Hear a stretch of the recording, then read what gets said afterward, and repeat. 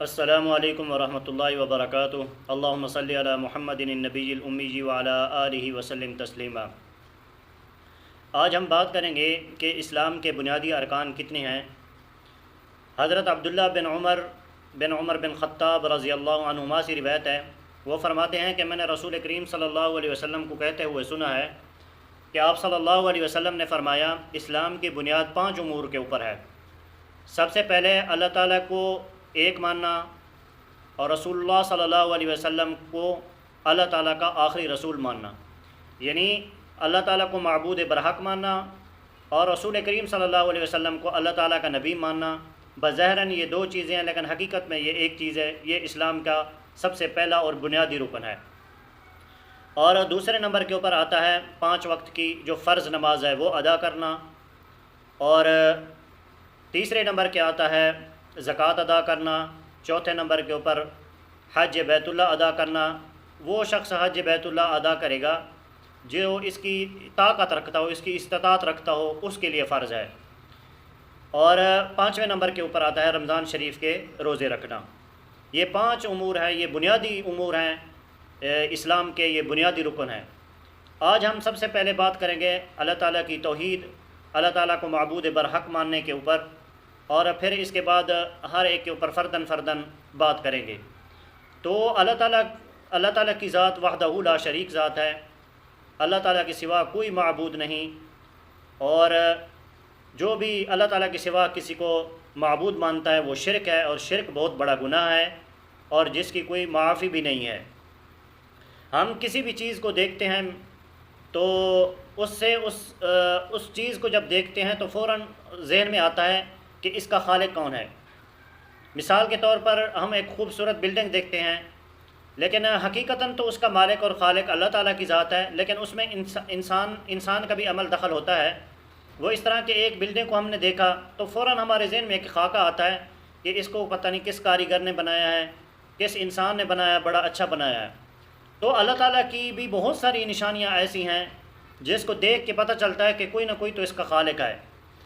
جو اللہ تعالیٰ کو نہیں مانتے، اللہ تعالیٰ کو معبود برحق نہیں مانتے، وہ ان کے لیے یہ ایک کھلم کھلا نشانیاں ہیں جس کا وہ کسی صورت میں بھی وہ انکار نہیں کر سکے اگر ان سے پوچھا جائے۔ سب سے پہلی بات یہ ہے کہ انسان پیدا ہوتا ہے اور پھر اس کے بعد مر جاتا ہے، فوت ہو جاتا ہے، تو کوئی ایسا ہے دنیا میں جو اس کی موت کو روک کے دکھائے۔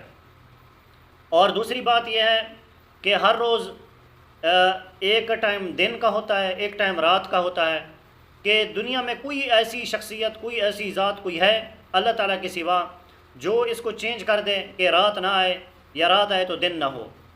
اور ایسے ہی اللہ تعالیٰ نے آسمان کو بنایا، اللہ تعالیٰ نے زمین کو بنایا، تو کوئی ایسی ذات ہے، کوئی ایسی شخصیت، کوئی پیدا ہوا ہو جس نے یہ دعویٰ کیا ہو کہ یہ آسمان میں نے بنایا ہے اور یہ زمین میں نے بنائی ہے، کہ یہ میرے قبضے قدرت میں ہے، آسمان اور زمین میرے قبضے قدرت میں ہے۔ یا ایک ٹائم ہے سورج کے نکلنے کا، اور اس کا ایک ٹائم ہے غروب ہونے کا، اور اس کی ایک جگہ ہے وہاں سے وہ طلوع ہوتا ہے، اور ایک جگہ ہے وہاں پر وہ غروب ہوتا ہے، کہ کوئی ایسی ذات ہے اللہ تعالیٰ کے سوا جو اس کو الٹ کر دے کہ وہ جو مشرق سے نکلتا ہے مغرب میں جو ہے نا طلوع ہو جاتا ہے، غروب ہو جاتا ہے۔ تو کوئی دنیا میں ایسی ذات ہے جو ہے نا مشرق سے اس کو سورج کو جو ہے نا غروب کرے، مشرق میں غروب کرے اور مغرب سے اس کو نکال کے دکھائے۔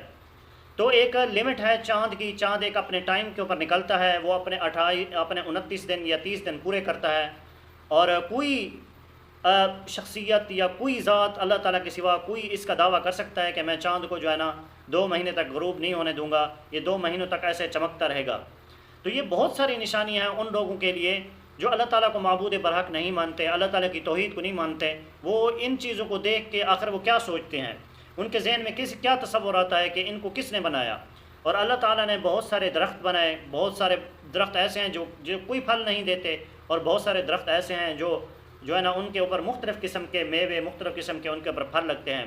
آخر کون سی ذات ہے جو وہ اپنا غذا، اور درخت جو ہے نا زمین سے اپنی غذا پکڑتا ہے اور پھر وہ پھول نکالتا ہے، پھر وہ جو ہے نا آگے کوپل بنتی ہے، ایک پھلی بنتی ہے، پھر اس سے ایک جو ہے نا ایک پورا پھل بن جاتا ہے۔ آخر کوئی تو ذات ہے، یہ انسان نہ دعویٰ کر سکتا ہے، نہ کوئی اور مخلوق اس چیز کا دعویٰ کر سکتی ہے، تو کوئی ذات تو ہے جس نے ان ساری چیزوں کو بنایا ہے۔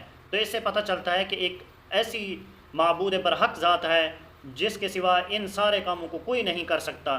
تو اس لیے اللہ تعالیٰ کے اوپر ایمان لانا بہت ضروری ہے، اور اللہ تعالیٰ کی ذات کے اوپر ایمان نہ لائے بغیر نہ بندہ مسلمان ہو سکتا ہے، نہ اسلام میں داخل ہو سکتا ہے۔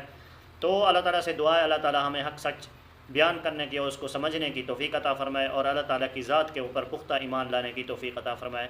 والسلام ورحمۃ اللہ وبرکاتہ۔